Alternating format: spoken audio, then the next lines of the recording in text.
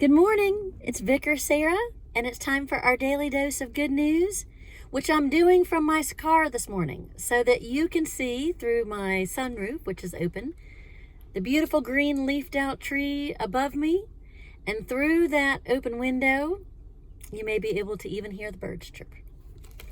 As we read Joel chapter 2, verses 18 through 29 for our daily dose of good news. Then the Lord will be jealous for his land and take pity on his people. The Lord will reply to them, I am sending you grain, new wine, and oil, enough to satisfy you fully. Never again will I make you an object of scorn to the nations. I will drive the northern army far from you, pushing it into a parched and barren land, with its front columns going into the eastern sea, and those in the rear into the western sea. And its stench will go up, its smell will rise. Surely he has done great things. Be not afraid, O land. Be glad and rejoice. Surely the Lord has done great things. Be not afraid, O wild animals, for the open pastures are becoming green. The trees are bearing their fruit. The fig tree and the vine yield their riches. Be glad, O people of Zion. Rejoice in the Lord your God.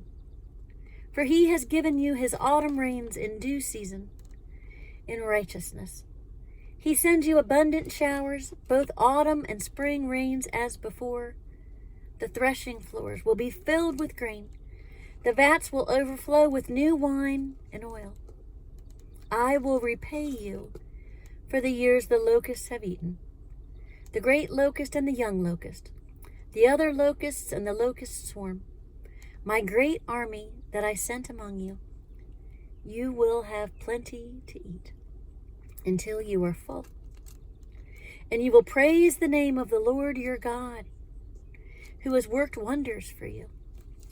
Never again will my people be shamed. Then you will know that I am in Israel, that I am the Lord your God, and that there is no other. Never again will my people be shamed. And afterward, I will pour out my spirit on all people.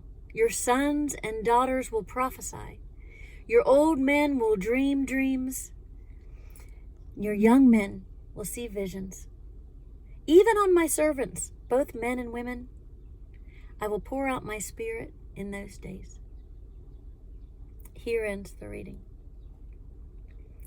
And originally when I read that text, I was caught by the idea of locusts, because I know we have cicadas coming as they come in, I believe, 17-year cycles, and soon will arrive, and we will see in front of our eyes the devouring that locusts and cicadas can do, as things can get eaten, and it will probably feel like an army of them, chirping and buzzing and making noise around us. And so we're going to see that soon in front of us. And it's a good opportunity, I think, both to understand what can be removed, as well as the restoration that God is promising in this text. And God promises in this text restoration for the land, for the animals, and for the people. And I'm struck by the breadth of that, by the thoroughness of that. God doesn't only care about the people. God cares about the land. Ecology is something that matters to God. And it's something we can often overlook. As caretakers of God's community and God's creation, we can forget the land. And it's an important component of that's something that matters to God. Likewise, God cares about the animals. And God says to the animals, you're going to be fed and you are going to be nourished and cared for. And God also says to the people, you're going to have vats overflowing, threshing floors that are filled with abundance. And I will repay what has been devoured by this army of locusts. And never again will my people be shamed. And in all of that, I'm really moved by the fact of, it reminds me of yesterday when I attended the memorial service for my classmate who was a transgender woman, peer, friend of mine, who I mentioned at church has recently died of natural causes. But I was at her memorial service yesterday, both to be present and appreciate her presence in my life, also to speak about what she meant to me, also to hear others talk about her. And one story that was particularly moving to me was from the pastor there.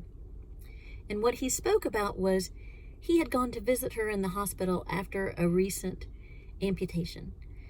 It was a partial amputation, and he walked into the hospital room expecting her to be upset and to feel a sense of loss. And certainly it may have felt like the locust devoured a piece of her.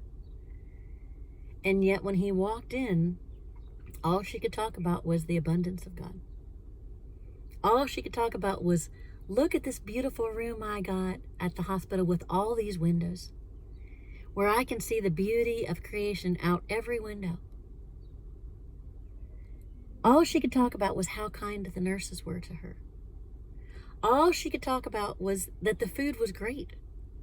And he was slack-jawed at how thankful she was and how she saw God's abundance in the middle of what he saw as locusts chewing away parts of her. And I think about her as a transgender woman. And because I knew her as her TA, I read many of her papers from our most in-depth class called Person in Ministry, which digs into who we are and what has formed us from our experiences. And so I know a lot of her most personal stories, because often she would ask me for help in trying to communicate that in her paper and write it in her paper. And so I know some of her most painful events. And I know that she was shamed often by other people. I know that she often experienced animosity from strangers even, and that was painful. And I appreciate in this text that God promises, never again will my people be shamed. That God comes and restores that. And for this student, I'm so thankful that she recognized God and saw the abundance of God in the midst of things where maybe many of us would have seen locusts devouring and would have been overwhelmed by the shameful things that she was forced to experience. And yet she translated and showed me God in ways beyond what I knew before. And I think about how that's a lot of what Pentecost is, which we celebrated yesterday, is God coming in God's breath and God's spirit, and God showing us how to understand God in new ways, showing us the breadth of God in new facets which we didn't understand before. God coming and speaking our language. And I am thankful for the gift of my classmate who showed me how to understand the depth and breadth of God in a new way of abundance. And I offer to you, you can take on the view of my classmate and look out your windows and recognize the green around you, the lush around you, the promise of God around you in all things. No matter where you might feel a partial amputation or where you might feel shame, to instead look at God's abundance, which God promises to you, to the animals, to the earth. God promises to all. Take care, everybody. Bye-bye.